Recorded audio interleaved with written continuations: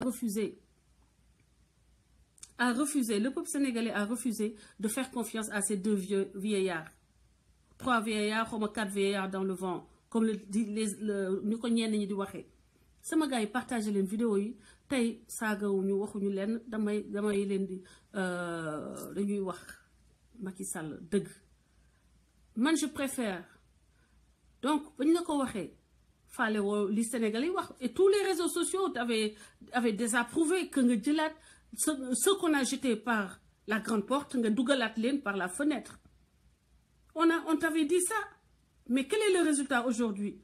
Tout comme eux hier, tu as échoué, et tout comme eux, tu vas être obligé d'user des mêmes artifices, les artifices qui ne fonctionneront pas, et tu t'en rendras compte au lendemain du 24, parce que tu sauras que les Sénégalais aussi, ils savent supporter, mais ils savent se défaire de ceux qui ont trahi leur contrat.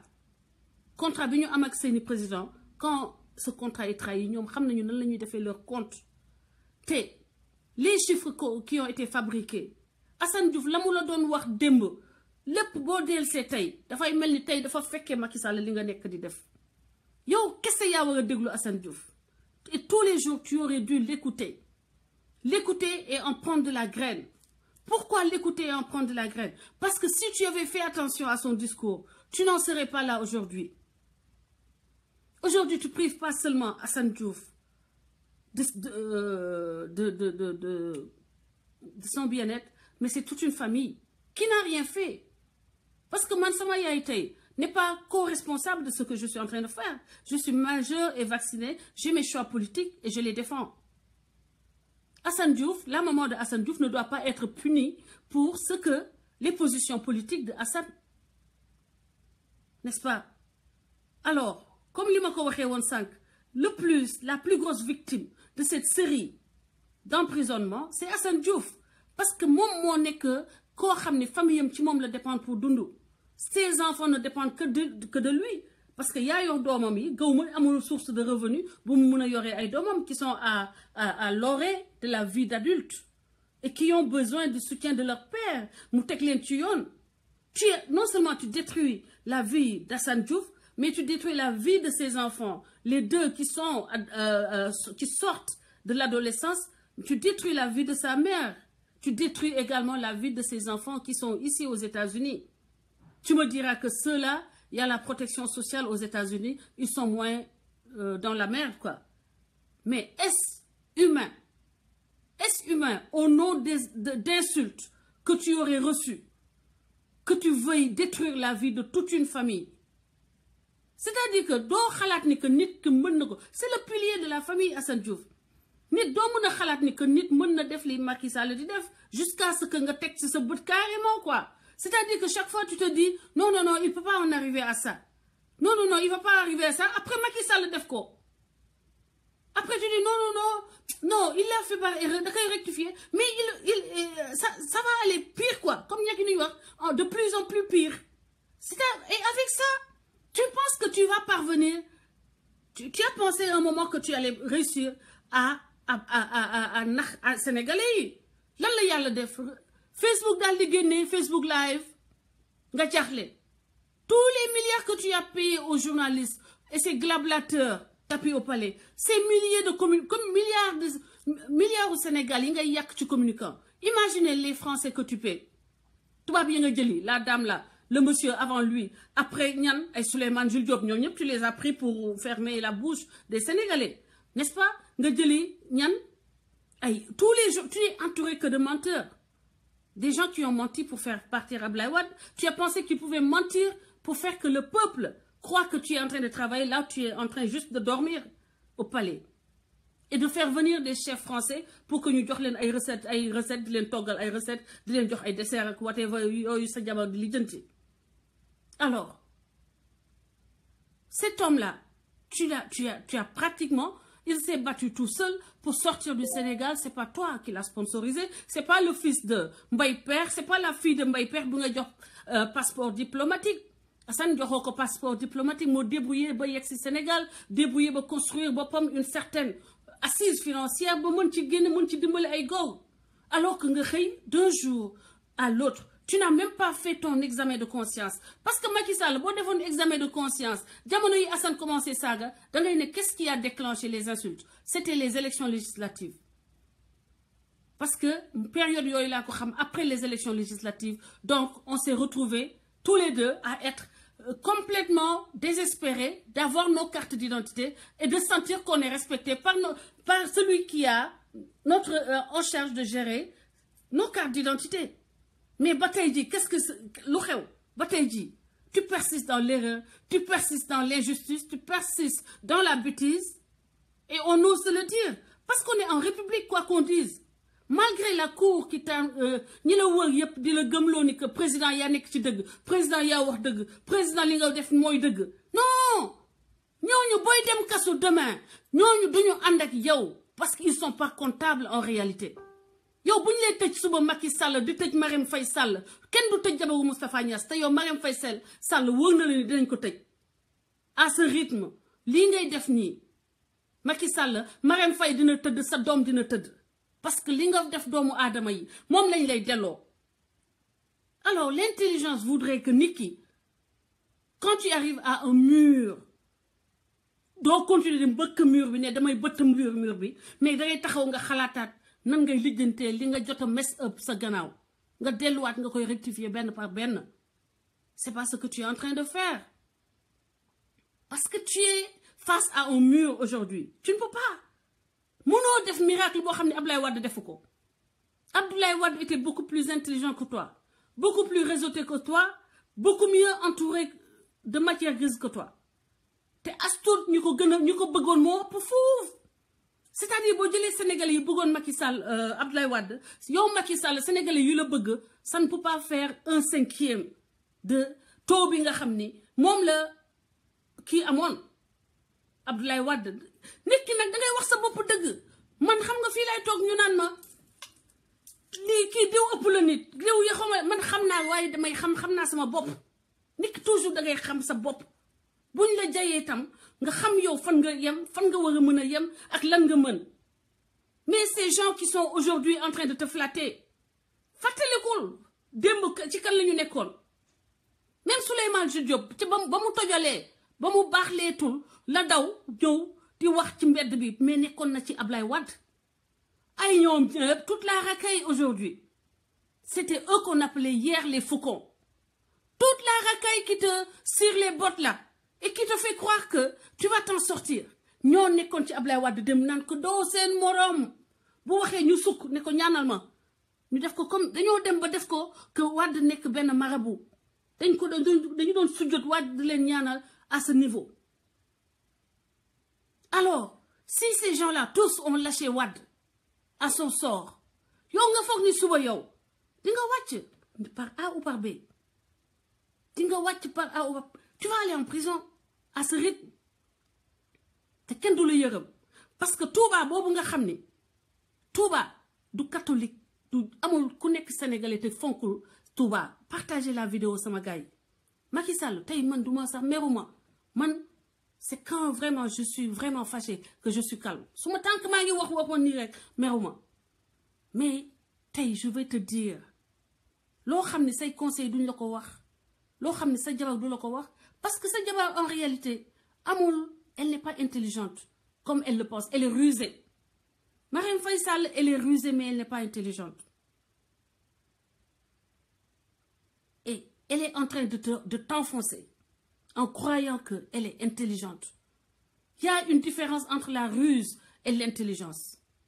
Deuxième facteur bi nga war a jàpp yow mooy ni Marème Faye amul connaissance amul expérience lu muy gérer lii muy gérer ak lii lu mu lay dugal lii mu lay xiir nga ciy dox amul expérience bi la preuve regarde Macky Sall regarde ñi nga àndal yëpp personne n'est capable de te pondre un slogan depuis ba nga ñëwee au pouvoir 2012 man bokkuma ci yéen waroon ngeen seexlu sax loo xam ne man maa ko bind di ko bind ci réseaux sociaux ba ñëpp xamee ma ko muy un Sénégal pour tous dama koy wax en passant mais je veux vous dire que boo amee incapacité dans tous ceux à qui tu paies des millions ñenn ñi 14 millions ay comme genre celui qui se dit journaliste là Abou Abel Thiam tu as Abdou Latif Coulibaly tu as Souleymane Jules Diop Tu as Penda Mbow, professeur ancien patriote, professeur d'université.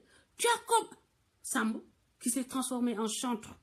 Nekon demb fofu di la wayal say mam nek geewal legi jël place geewal yi te mënul la geewal yi di def geewal gu xuur la doon def demb bu xomat legi mu ñew ñoñu yépp kenn mënul la defal ben slogan Macky Sall xolatal sa bop mais tu as volé mon slogan te Assane Diouf motax ma créer slogan bobu pour expliquer aux Sénégalais pourquoi ils insultaient, pourquoi on se battait comme ça dans les réseaux sociaux.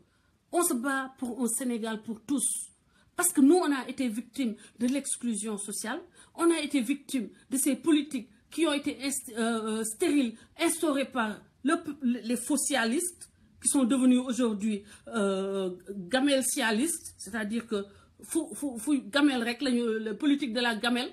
C'est-à-dire que faut quelque chose à gratter. Ils sont capables de se déculotter tout de suite et de se mettre en position pour que nous régler leur ventre et leur bas-ventre. Les socialistes là, sénégalais, qui ont foutu le Sénégal déjà dans le gouffre dans lequel il est, Abdoulaye Wade a fait ce qu'il a pu pour nous faire émerger un temps soit peu la tête, on a sorti la tête de l'eau. Tu nous as retourné initialement, c'est-à-dire un Sénégal pour quelques-uns. Alors ce slogan ne vous va pas? Et je le disais, j'évoquais le slogan pour dire que Macky Sall yow bo mënuta am sama gars yi partagé leen vidéo bi après ñu wax ci inondation wax ci kaw Khalifa Sall tey mais spécialement c'est un hommage à Assane Diouf parce que je sais que s'il était en liberté il serait entré pour parler aujourd'hui du cas de Khalifa Sall et des inondations qui sont en train de miner la banlieue et les environs immédiats de cette grosse arnaque qu'est l'arène nationale. Alors, Manilène, j'ai même perdu le fil. Ce que je voulais vous dire, chers camarades, chers compatriotes, moi, l'Union d'Afni, moi, la Assane Diouf doon def. Te defu ko won pour wutu, defu ko won pour am lenn, defu ko won pour am ci xaalis. Da ko def parce que xolam moy jeex bu gisee Sénégal nu mu démé. Assane Diouf, donc, mérité wul won. Saaga yi Macky Sall yaa ko fi instauré yaa ko jëmbat yaa ko renforcé en envoyant des dizaines de ce président sa kooku ñu jàpp keroog buntu Claudel moom mooy patron bi parce que man bañ may saaga laa def samay enquête di xool profil yépp di def photo profil parce qu'il n'est même pas intelligent parce que si tu fais des crimes comme ça fais en sorte que ñiy saaga say opposants bu ñu am sa photo profil mais il a poussé son ego jusqu'à mettre tous ces soldats avaient sa photo de profil pour s'imposer de force au sein du juron présidentiel. Donc, non la défait analyse, def recoupement, il m'a bindu ko inbox, neko ya may yoni xali di ma saga. Ya yoni ñi may saga yep, voilà les profils, ils ont tous ton profil et puis il a commencé à c'est pour vous dire que Macky Sall, vous n'êtes pas légitime pour parler d'insultes, pour fustiger des insultes. Si vous n'agissez pas directement dans votre cercle, dans votre précaré pour que ça s'arrête. Parce que li yobul Sénégal fenn te yow ya ñu poussé à ça parce que injustice yu ñu dund ñun Sénégal injustice ñu dund Sénégal motax ñu tok fi tay duñu mëna sax savourer duñu mëna sax profiter de ce qu'on a ici man je m'en rends compte il y a tellement de possibilités à portée de main mais doo ko mëna def sax ndax tu es perdu dans ce combat pour la justice et la dignité pour que les gens ne continuent pas à vivre dans la misère qui a été la nôtre. Parce que c'est pas parce qu'aujourd'hui on n'est plus dans cette misère qu'on oublie que c'est ça qui existe dans les banlieues. Gis nga photo yi tay vidéo yoy ngeen gis autour de qui? La première maison de mon père est passée comme ça à perte et profit. Parce qu'il n'y avait pas de canal d'évacuation d'eau. Par exemple. Donc lolu xamna ko. Li ngeen di dund tay yeen wa banlieue mang leen di je vous dis dama leen sentir daf may metti. Parce que sama papa kër bi mu ñëk tabax lolu moko yobbu ndox motax kër gi dem dañoo recommencer waat à zéro et ça c'était avec le PS j'ai jamais vu un représentant de l'État ñëw ci sama papa wala ñëw ci zone bobu sinistré sax pour gis nit ñi c'était même pas imaginable motax ma leen socialistes yi de merde il faut les dégager ku leen jege il faut les sanctionner ku jege Ousmane Tanor Dieng ku jege Moustapha Niasse et tous ceux qui sont comptables de la gouvernance du Parti socialiste, en tout cas man mënuma supporter peut-être Khalifa Sall parce que je pense peut-être qu'il a appris les leçons et je lui donne le crédit que j'avais donné à Macky Sall, je ne sais même pas. Si, je pense qu'il a fait des choses à Dakar qui prouvent qu'il n'est pas du même bois. Donc, Manila, Charlie, c'est mon quartier, Charlie le tout, fama magé, fama xamaliko, fama li tax may xex ni, ça vient de ce que j'ai vu dans mon enfance, dans mon adolescence, ba tay ji ma tollu ni, mu woma ni que li mënuma ko régler, il y a que l'État qui doit être bousculé pour nous régler les problèmes de la population yi. Parce que kenn nit mënul régler problème te xam naa ni problème mu Assane yëpp révolte Assane c'est comme moi si loolu la jógee même boo amoon ay milliards tu peux pas régler le problème de tous tes voisins et c'est toute ñëpp même situation la ñu am. Alors du temps des socialistes il y avait des maisons tout un quartier inondé nit ñi perdre seen immeubles et tout, il y a pas un représentant de l'État qui a foutu son pied là-bas. Et Tanor était de la partie, Moustapha Niasse était de la partie, Abdou Diouf était de la partie. Ils se sont débrouillés tous pour reconstruire leur maison. Et c'est comme ça.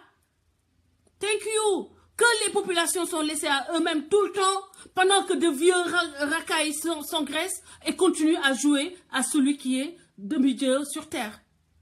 Ou bien sorti de la cuisse de Jupiter. Montar Manilen. Te li ma dundu man xamna ni mom la wa Thiaroye dundu, mom la wa Yeumbeul dundu, mom la wa Ngom Sane dundu, ñeneen ak ñeneen. Mais pourquoi? Car moi j'ai 48 ans. Et ça va continuer jusqu'à quand? Nous, on s'en fout. Excusez-moi. Maintenant des formes. Parce qu'on est arrivé à un point où on ne peut plus continuer. Et ce combat de Assane Diouf, je le porte en moi parce qu'il est... Parce que nous, nous savons que nous papa beaucoup nous ont tingour PS. PS modon cotise pas, n'yatche pas, beaucoup tu n'yatche pas. Dans tous les détails les plus petits. Dans tous les détails les plus petits. Moi, j'ai horreur du PS. Tout va mal. Et avec Macky Sall, on a... Dama don nelaw. Ma yeewat dugat ci cauchemar bu PS. Avec Macky Sall. Buy wax sax, tu sens... Man damay sentir Abdou Diouf. Comme les Abdou Diouf don waxe, je serai élu à 54%. Et façon... Bakou. Comme les moudons Bakou mom. Abdou Diouf. C'est-à-dire que c'est un traumatisme. Man PS doit me traumatiser. Après tu vois Macky Sall revenir. Refaire la même chose. Après tu te dis, j'espère que c'est un cauchemar. Je vais me réveiller. C'est un cauchemar. Mais tu te rends compte que c'est pas un cauchemar. Réellement, le gars, il est là. Et il est monitoring ben télécommande. Télécommande Koukoyo. Abdou Diouf Mokoyo. Ousmane Tanor Dieng. Les pires que l'histoire du Sénégal ait connu en matière d'administrateur civil, administrateur d'une communauté humaine de toute façon, parce que nous avons été administrés sans cœur, sans vision, sans justice, sans équité, sans intelligence. Il n'y avait rien. Lolo la ñu nekkat di delluwaat avec Macky Sall. Da ngeen di gis stérilité bi. La stérilité au niveau des programmes, la stérilité au niveau des propositions, la stérilité au niveau même de l'environnement. Néna le man, bama judo, bama nekke, ba 2004 avec le chantier Idi Def Thiès. Tali Morolan, je crois, Tali Morolan lay wax. Mo don nek le seul espace bu mo don gis état bi di ci def loxom. Té lan la fa don def latérite. Madame xeer yu xonk yooyu sew yooyu après bala taw bi ñëw dañ ci def xeer yu xonk yooyu après ndaraan bi jaar di ko repasser di ko repasser ba mu xaw a mel ni dafa xaw a ñu ci sot di ko repasser ba mu compact waaye bu oto yi rombee rek y a une nuage rouge benn nuage bu xonk tasaaroo gis nga soxlawul ngay puudawu boo doon dem église soxlawul ngay puudawu de taxawal xaaw oto bi rek bu benn oto ñaari oto jaaree rek mën nga jël maasale nga dem toog day mel ni nga am maquillage dàll yi nag moom fooy génn Thiès caali en tout cas dangay yow ay morceau di fomp boo doxee tuuti fomp loolu mooy li tax ba tey moom ma ñeme toog fii di wax loolu moo poussé beneen aspect wu PS te mooy ñëwaat nii ma koy gis ci Macky Sall mooy l'injustice l'iniquité ngeen gis ko ba demoon ba am ay ñoo xam ne dañu leen wooye Tanor Boy c'est-à-dire que boo bokkee ci nitu Tanor mooy comme Mame Mbaye Niang nañ ko tuddee Macky Boy. Tu peux faire tout ce que tu veux, il t'arrive rien du tout. Tu fais tout ce que tu veux, il t'arrive zéro. Tant que tu es proche de Tanor. Et on est revenu à cette terre-là. Après le passage d'Abdoulaye Wade, on a pensé qu'on a... Oh, enfin, gagné le cauchemar bobo. Après, tu te retrouves encore en plein. Avec leur tête insipide. C'est-à-dire que, façon, kanam yo xamni daf lay rapporter que des mauvais souvenirs.